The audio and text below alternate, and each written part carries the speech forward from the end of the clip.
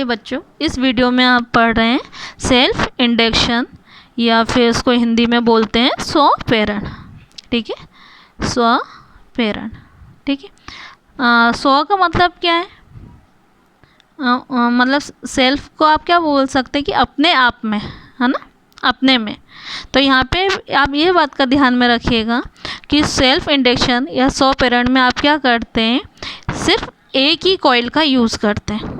ठीक है, एक ही कॉइल का क्या करते हैं, यूज़ करते हैं। यदि आपके पास एक कॉइल है, ठीक, एक कॉइल है आपके पास में, तो सबसे पहले आपने क्या बना दिया, कॉइल बना दिया। ठीक है, उसको आपने कैसे कनेक्ट कर दिया है, एक बैटरी से कनेक्ट कर रहे हैं आप।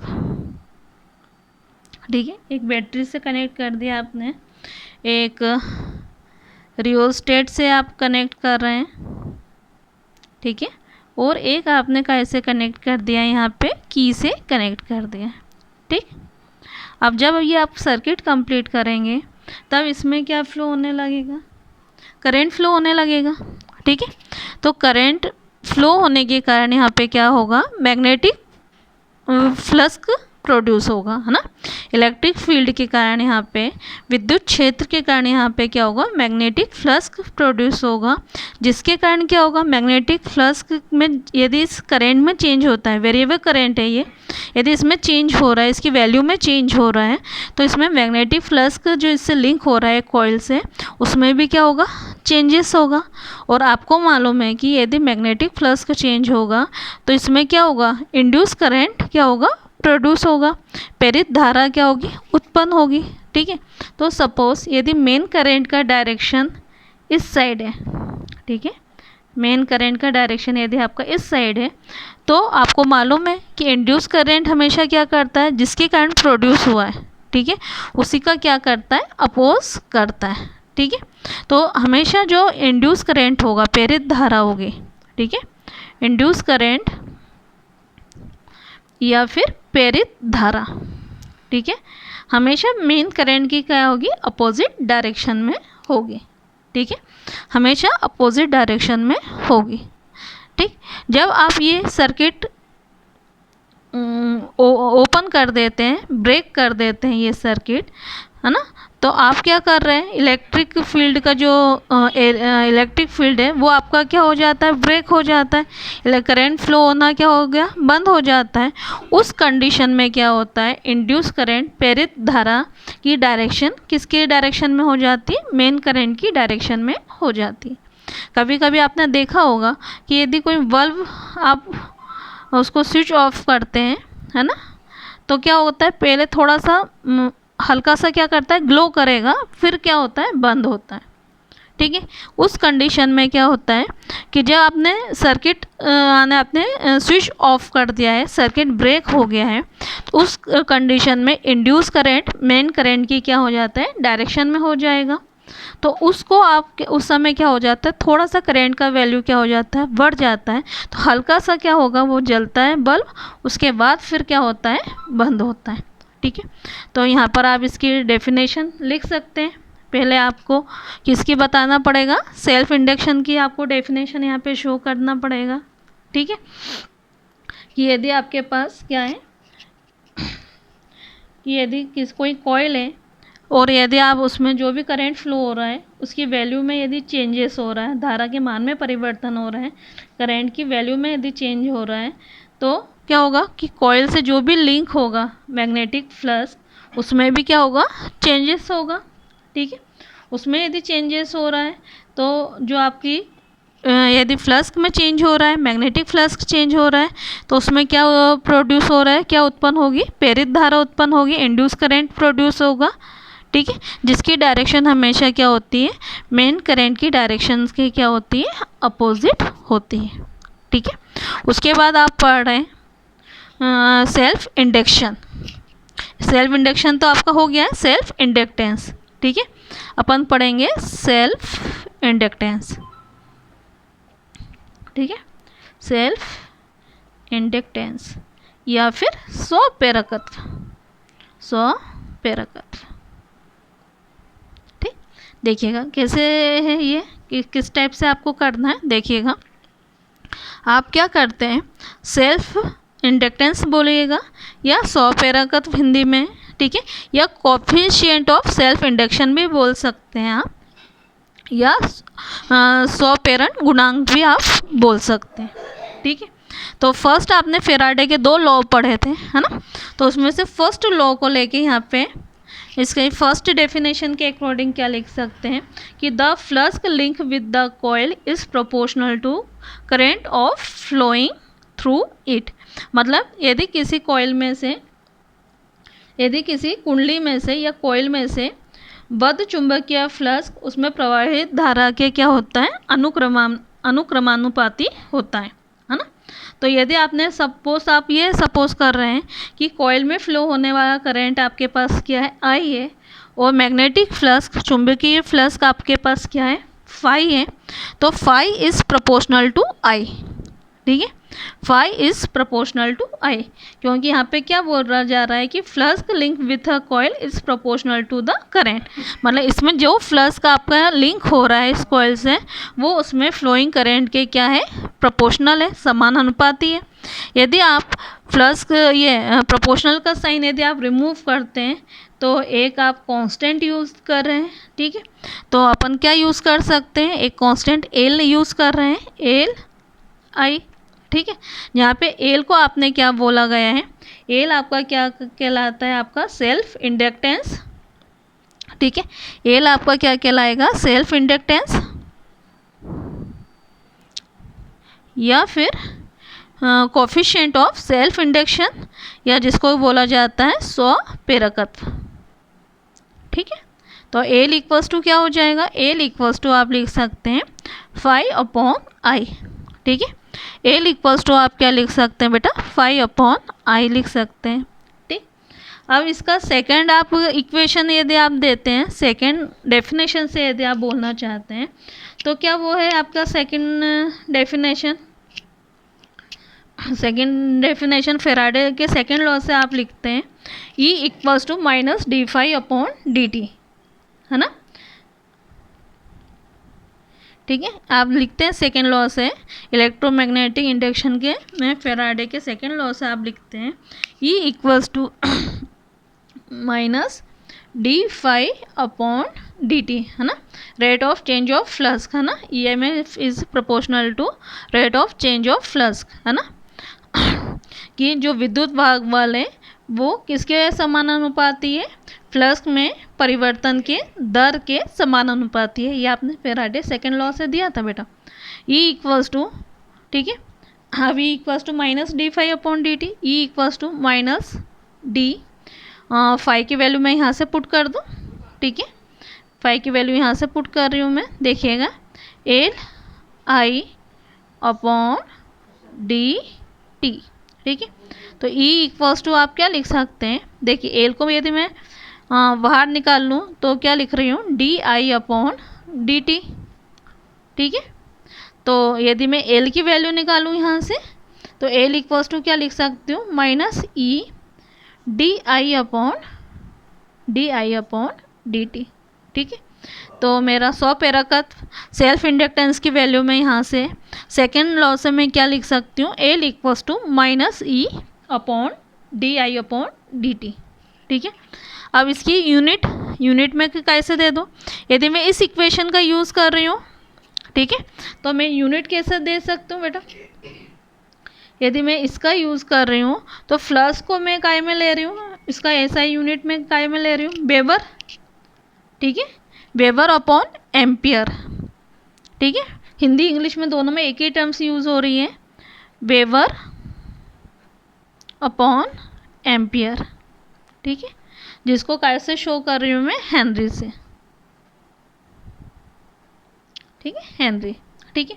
और यदि इसमें आप ले रहे हैं तो EMF को आप काय में लेंगे, बोल्ट, ठीक है, bolt, di/dt, ampere per second, ठीक है। तो इसको भी आप लिख सकते हैं किसके, हेनरी से आप डिनोट कर सकते हैं।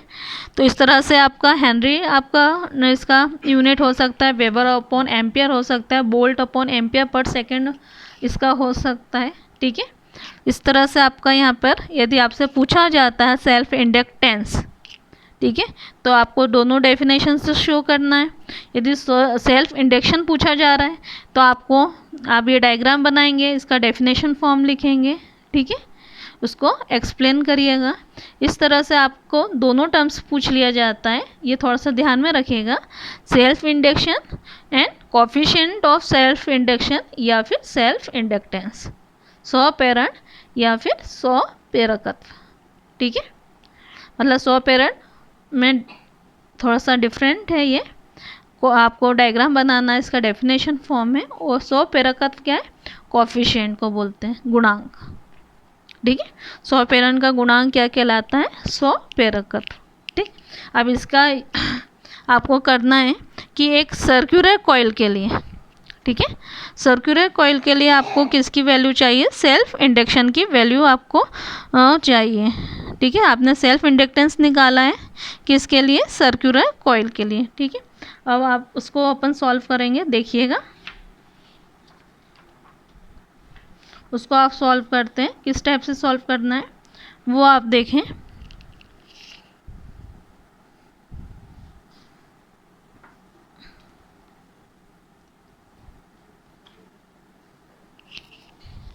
Self inductance of plane circular coil, ठीक है। यहाँ पे हेडिंग में लिख देती हूँ, सेल्फ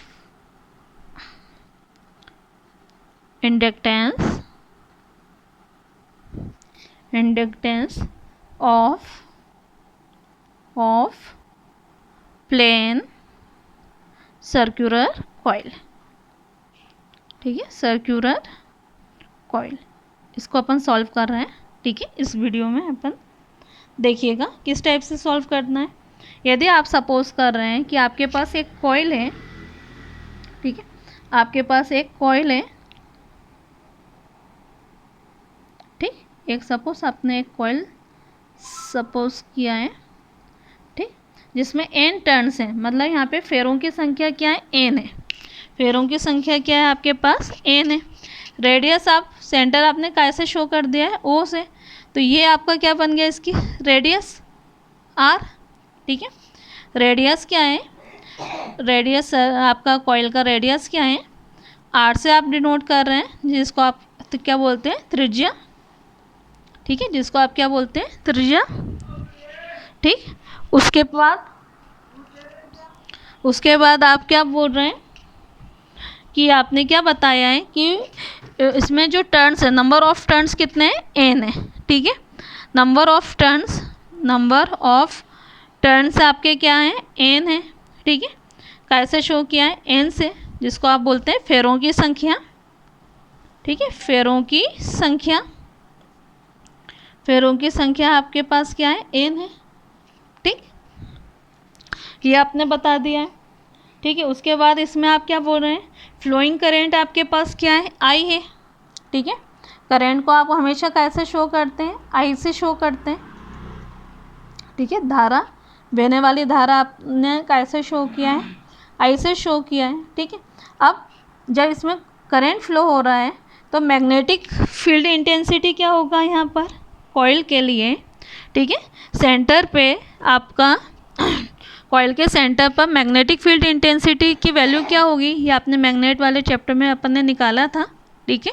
कि इस केंद्र पर, किसी भी कुंडली के केंद्र पर, वृत्ताकार कुंडली के केंद्र पर चुंबकीय क्षेत्र की तीव्रता, ठीक है, ये आपने निकाला है। तो आप उसका फार्मूला लिख सकते हैं, B इक्वल्स टू V, अपन चुंबकीय क्षेत्र की तीव्रता मैग्नेटिक फील्ड इंटेंसिटी को अपन कैसे शो करते हैं, B से, ठीक है। B mu naught NI upon, आप क्या लिख रहे हैं बेटा, 2R, ठीक है। N आपके नंबर ऑफ टर्न्स हैं, फेरों की संख्या, I आपके पास क्या है, करंट है, R आपके पास क्या है, रेडियस है, ठीक है। अब क्या लिख रहे हैं आप,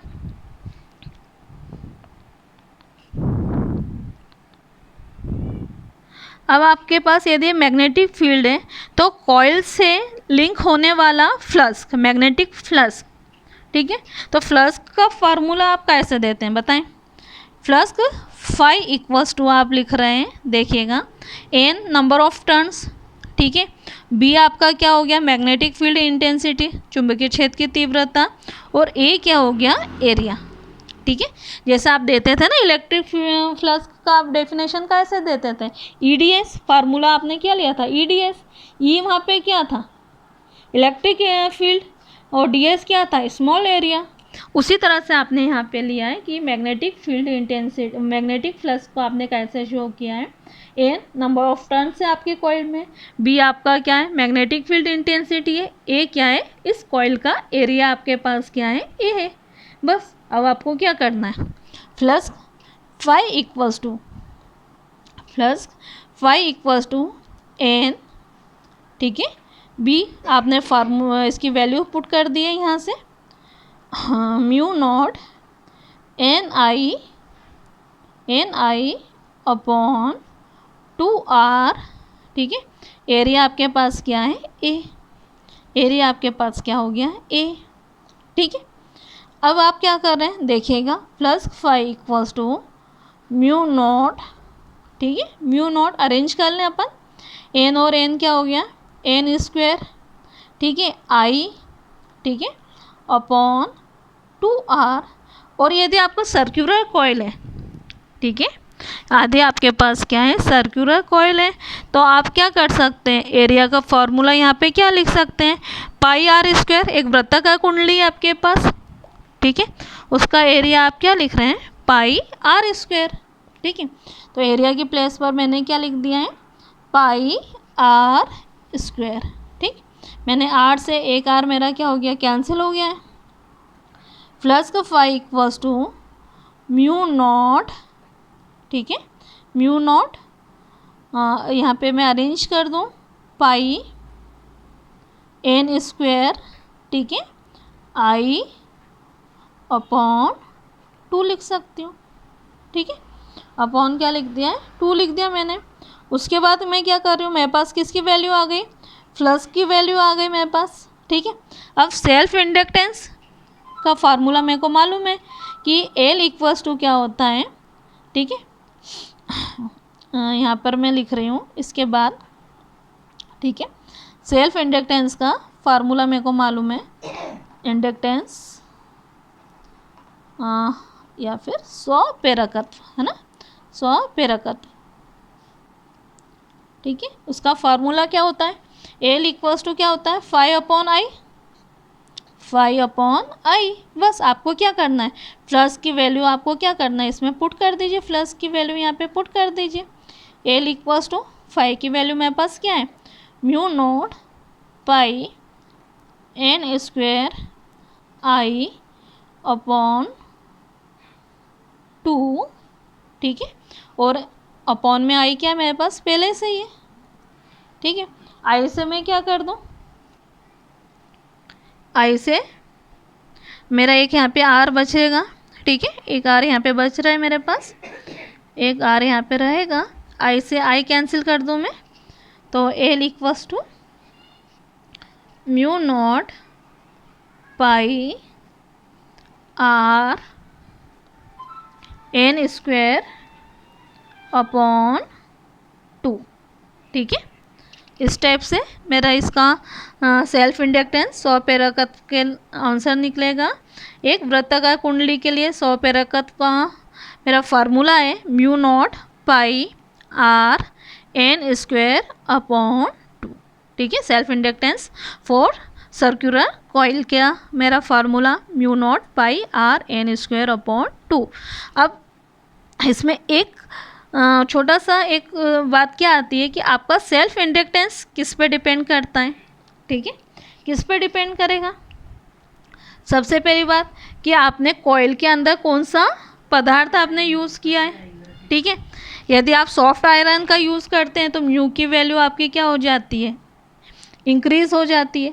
यदि म्यू इंक्रीज़ होगा तो एल भी क्या होगा, आपका सेल्फ इंडक्टेंस की वैल्यू भी क्या होगी, इंक्रीज़ होगी, ठीक है। यदि आपका रेडियस, ठीक है, यहाँ पे रेडियस, यदि आपका आर का वैल्यू यदि इंक्रीज़ करेंगे, क्योंकि क्या है डायरेक्टली प्रोपोर्शनल है, है ना, समानुपाती है। यदि आप आर की वैल्यू को क्या करेंगे, इंक्रीज करेंगे, ठीक है, त्रिज्या को यदि आप इंक्रीज करेंगे तो एल की वैल्यू क्या होगी आपके पास, इंक्रीज होगी, ठीक है। नंबर ऑफ टर्न्स, जितने ज़्यादा आप फेरों की संख्या लेंगे कॉइल में, उतने ज़्यादा आपका क्या होगा, सेल्फ इंडक्टेंस की वैल्यू क्या होगी, इंक्रीज होगी, ठीक है। तो ये यहाँ पर आपको ध्यान में रखना है, इसके फैक्टर्स आप लिखिएगा।